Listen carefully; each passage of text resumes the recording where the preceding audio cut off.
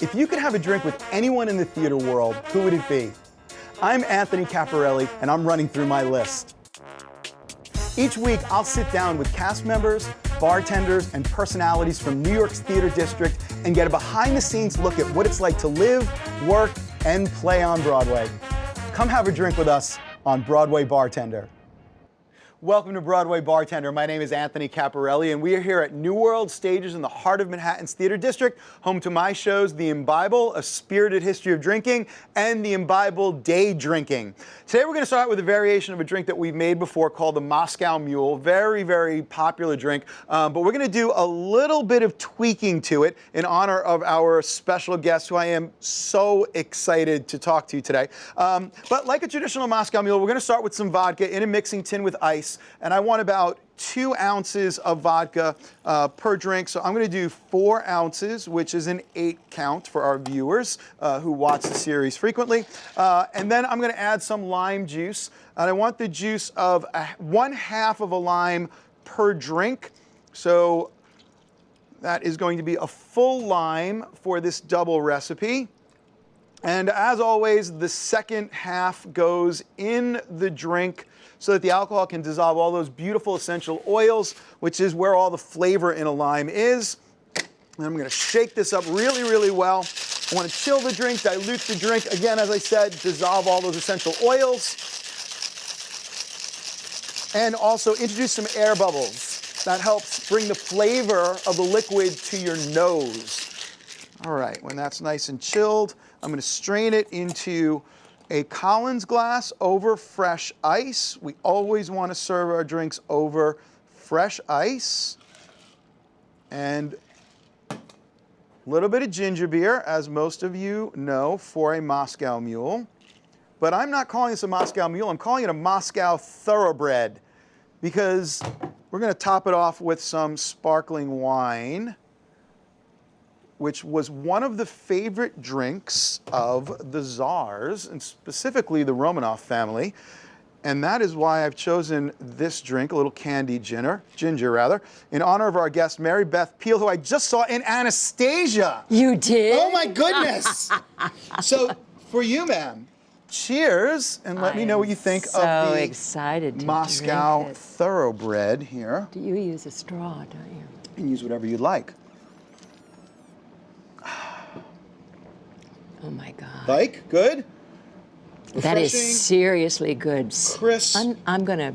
Please, go for it. Get that candied ginger in there too. Really, really nice. So I think it's so interesting that... This is really good. Yeah, good? Okay, great. I can never tell because I do have a show tonight, you know. Yeah, I know, so do I.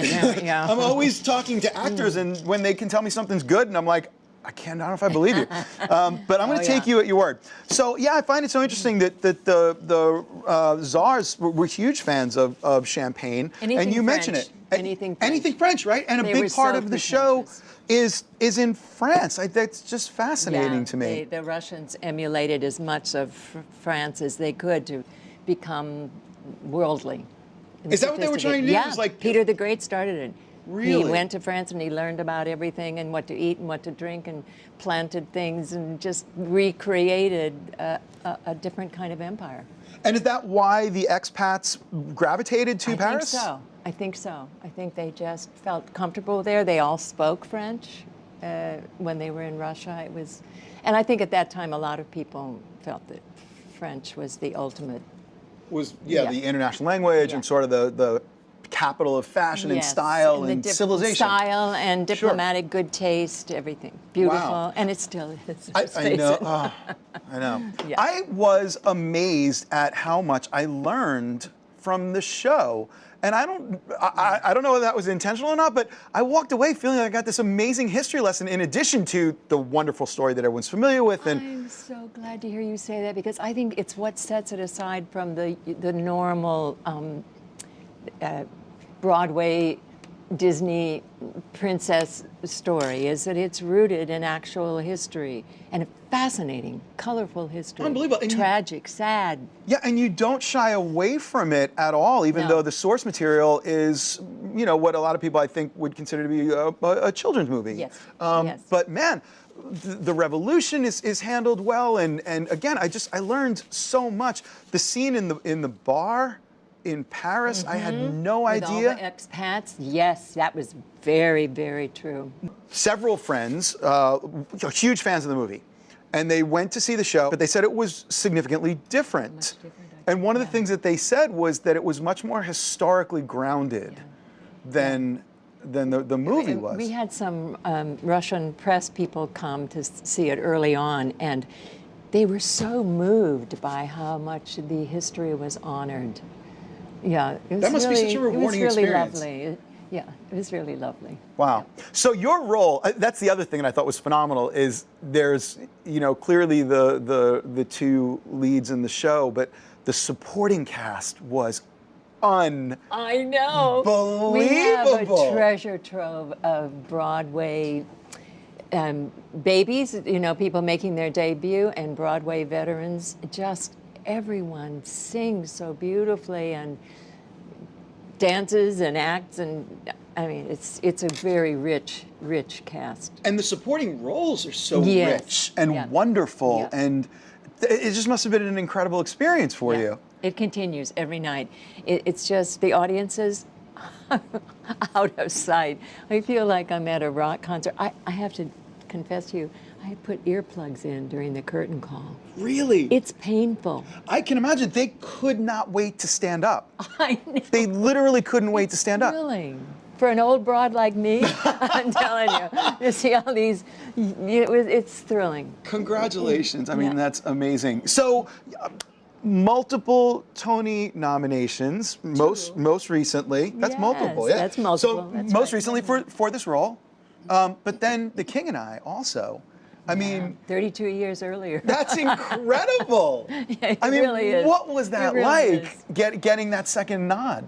It was very thrilling and satisfying and very moving to me, because 32 years earlier for The King and I had just made the move from opera to theater, music theater, and I didn't even really know what the Tonys were. I didn't know anybody in the theater world.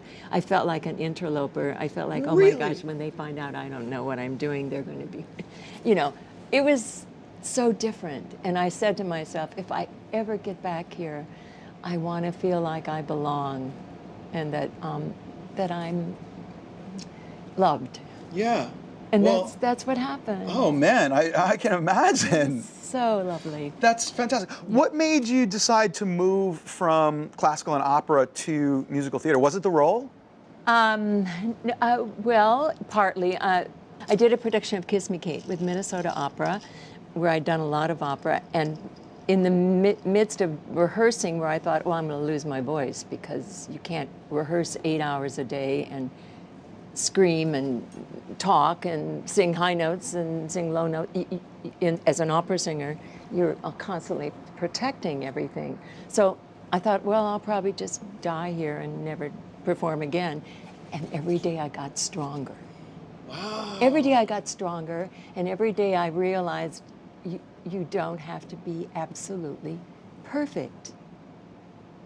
Plus the thing of doing 8 shows a week, which I also thought would kill me. Yeah. You get to do it again. If Right. it wasn't perfect, who cares? Right. First of all, and second of all, it's more exciting if it isn't perfect. And I just fell in love with the form. Yeah. I think that's a Yeah. beautiful way. I think the way that you said it was wonderful, because what it implies is that in the classical forms, like opera, perfection is the standard. Totally. Ballet, classical, high form sports. Yeah, that's it. They're very equivalent, and you miss one thing and everybody's, whoa, not the, Right. Whereas in musical theater, you're an entertainer. yeah. And if you're likable yeah, and people are entertained, it's such a great communal, yeah. It's more fun. Yeah, I can absolutely see that. And I can have a little, And you can one have a more little little drink. sip. So what was it like? You played opposite Yul Brynner. I did. Please tell me about come that. on. I mean, what is that The like? king. Is he just when he walks into a room? And what is that like standing opposite him on stage? Yes, everything he did was, I guess you could say bigger than life, but just, you paid attention. You paid attention. And I was, as it turns out, fortunate enough to be with him the last 2 years of his life. He knew he was dying. So it took on an added dimension of his awareness of his own mortality that made every day, every performance so precious. Wow. Yeah. What a privilege that must have been. It was thrilling. I learned so much from him. Wow. One of the things I was going to ask you, and I think you've already answered the question, is when you walked on stage as the Dowager Empress the first time, that's what I felt as an audience member. It was a tangible presence, and I was like, I'm in the presence of a master of their craft. When you walked on stage, you just owned the room, and it's not a small room. Is that something that you can attribute to spending time with somebody like that? Absolutely, absolutely. If, in fact, what you saw is true, I watched him. He's the master of concentration and stillness. That's what you projected. No, it was amazing. You're gonna make me cry. No. It was a privilege, really, watching. It was one of those moments that I was like, in the context of a show that was on its own merits a privilege to be at. Your performance was just one of the things that will stay with me forever, and I thank you for that moment because that's what theater is about. But television now, tell me, completely different. Yes, let's just turn the switch tracks, page. right? Because again, and so many people are making the jump back and forth, and one of the ways that you keep a show open today is to take somebody from Isn't it great film and to be in New York, Yeah. where so much film and television is going on, so that actors can do all of it. But it's a different style. I mean, The Good Wife, Dawson's Creek. How do you change what you're bringing to the performance when you don't have 1,800 people in front of you giving you immediate feedback? Well, you have that. You have the camera who is going to decide what it likes and doesn't like. And so you kind of, what I felt in learning from film and television, which was very interesting to me, is the camera can tell when you're lying. An audience can't. They're far enough away that you can be, and they're going, oh. If you do that on camera, first of all, you can't do it that big, but a camera can tell whether you mean it or not. Right. So it's a different onus on the actor, and I found that the energy that is required to do a stage performance in front of 1,000 people, and the discipline of doing it 8 shows a week, if you marry that into the film and television world where you know exactly what you're doing, you're concentrating every minute, but then the degree of honesty that you have to have with the camera, if you bring that back onto the stage, it's fantastic. Wow. And I suspect that's why Brynner was so great on stage, because he had a career that was both started on stage and then most of people know him through film. What can you attribute being able to literally have, 2 Tony nominations, 32 years apart, and a career that spans The King and I and The Good Wife? I mean, this is the dream, right? I think it's being blessed with really good genes, for starters. Thank you. And my wonderful acting teacher, Michael Howard, always said, it's the survival of the fittest. It really Darwinism. Is. It really is Darwinism. Entertainment Darwinism. Rawest level. Entertainment Darwinism. Truly, truly. And what I love is that to be able to talk to you like this at my age and feel like I'm just as young as a 25-year-old, as Ben Platt. Yeah. that's part of the showbiz thing. But it does keep you young, and there's no ageism. I mean, there is ageism in film and television, but Absolutely. But in general, Yeah, I mean, when you It's just- need a role of a given age, you need a role of a given age, Yeah. and if you're too young, you're not going to get the you're role. not going to get it. Yeah. Right. So I actually have gotten more work once I turned 65. really, Yeah, nonstop. really. Yeah, Do you have and any, I like that. any idea why that is? Are there more roles I for think that? there's less competition. Less survivors, less people who've Less like survivors. continued in Truly, the field. Truly, less survivors. Wow. So I tell all the young ones, don't be discouraged. If you need to find something else to do along the way, do it. And if you can live without it, do something else. But if you can't live without it, just keep doing it. Right. Whether you get paid for it or not, just keep doing it. Right. Does the 8-show-a-week schedule, as grueling as that is, in a role like the Dowager Empress, does that come easily to you now, having the background in something as rigorous as opera? Yeah. It does. Yeah. Wow. Yeah. So this must just be like just a dream. It's a dream. You walk took into the full words houses right that out. love you at the peak I of mean, your come craft. on. If I could have made it up, I could never have made this up. Wow. Never. How did you become involved in the production? I was invited to do a workshop about 2 years ago, and then stayed on with the pre-Broadway production at Hartford Stage. And then we just And just kept right on stayed going. with it. Yeah. I always ask my guests if they would be kind enough to make me a drink at the end of every episode. Can I ask you to come back here? Yes, I'd love to get back there. Fantastic. All right. So why don't you just switch with me, and I will talk you through the entire process. Okay.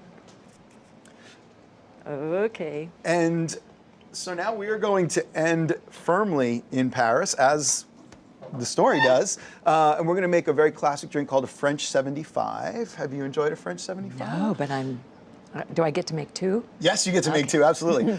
So we've actually done a French 75 on Broadway Bartender, but you can actually make this drink with either gin, which we have done, or brandy. And today we're going to do a version with brandy.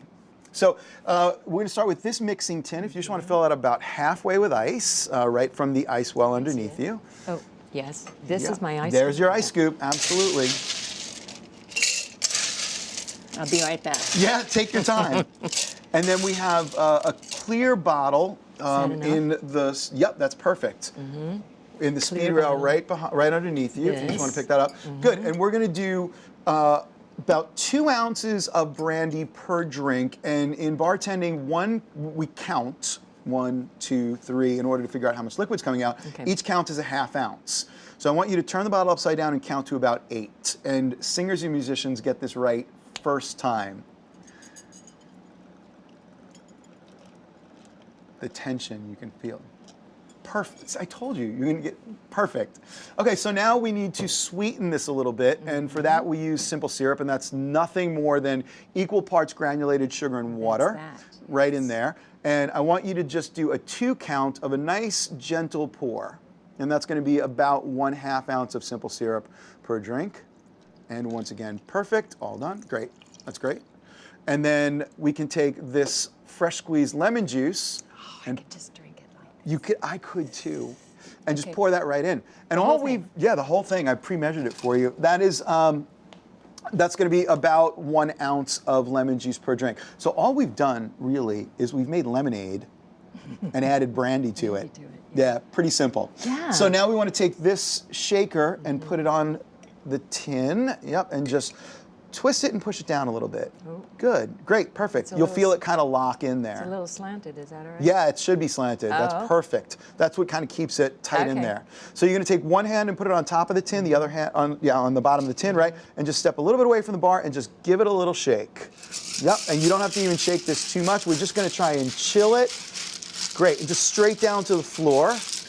Perfect, there we go. Ooh, it's getting cold. That's what you want. Your fingers are getting cold? Yeah. You're done. So now you just go ahead and twist that top off. There you go. And we're going to take this strainer and put it on top of this tin, just the way you see it. This comes right off. Oh, yes. Yep, and that goes right there. Yes. And we have some champagne flutes. Great, you can just leave that off to the side. And this we're gonna spin around. You're gonna take your righty, Yeah. take your index finger and put it right, take this finger Index finger. on the other side. There you go, yeah, good. And put these fingers underneath. And you can use these fingers to hold the tin. Okay. There you go, great. Oh. And just strain it right into those champagne flutes, nice and gently. Come out. Beautiful. And now go ahead and switch over to this side. And this is the base of our brandy French 75. And to make it French, we need some sparkling wine, yeah. So now we're all done. And in the other side of the speed rail is some sparkling wine. There's a bottle right there. Yep. And you can just go ahead and pour that right up to about, we want to go about 1 inch below the rim. Perfect. Perfect. You always want to leave room For the bubbles. Absolutely. Oh, it's a beautiful That is, thing. look at that, perfect, right up to the It's a top, oh, yeah, and like then back down. that one And we too. have some lemon peel, and just go ahead and drop those right in the Now, drink. why did the bubbles do better on that one than on that one? It has to do with how hard they hit the surface. If you pour gently, you get a smaller head. If you pour more rigorously, then you're going to get a larger head. I was too. No, they were both perfect. Look, the level's exactly the same in they both those glasses. It's ideal. And we are all done with our French 75. Go ahead and give that a little taste and see what you think. Cheers. In your eye. Oh, the lemon. nose is just wonderful, isn't it? Fantastic. What a great job. No, seriously. It's good stuff, yeah? This is fantastic. I know, and now you have it on video. You can make it anytime you want. What'd you call it? 75? French 75. French 75. It sounds French a little dirty. 75. Yeah, a little bit. Well, I think everything French sounds a little dirty, especially when you start throwing numbers in there. I think you might be right. You know. Yeah. Thank you. Again, this has been one of the highlights of Broadway Bartender, and just a personally amazing experience for me.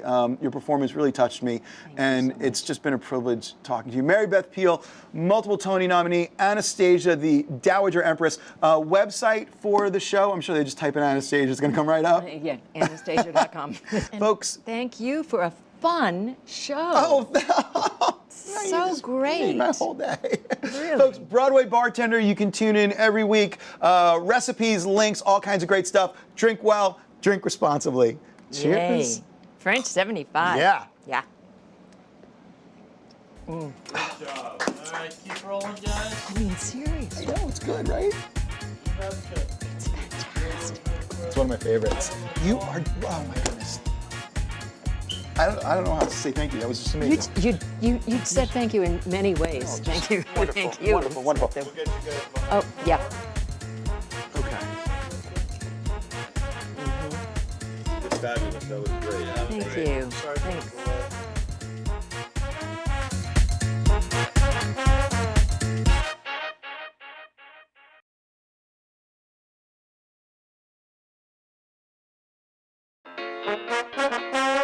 My dad then ended up doing theater with us, and so we were like a theater family in Great Bend, Kansas, doing community theater at the Barton County Community College. And my mom never wanted to be on stage, so she was always backstage doing anything else, costumes, props, what have you.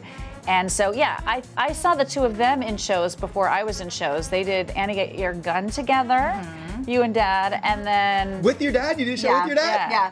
Yeah, what did you? Oh yeah, we have a Fiddler on the Roof picture. We did Fiddler on the Roof. That was my first show, and oops, that was my first show. And, Sound guys it's going like I on. don't really Hello. drink much, so I'm already. But yeah, this is bad for me because it'll get me drunk. No, this is good. Look, it's got It's orange like in so it. It's fruit. smooth. So we were like a Fiddler on the Roof family, and Anatevka, it was like he was the dad, we were the daughters, tradition, and then my mom was backstage. But yeah, we were all doing the shows together.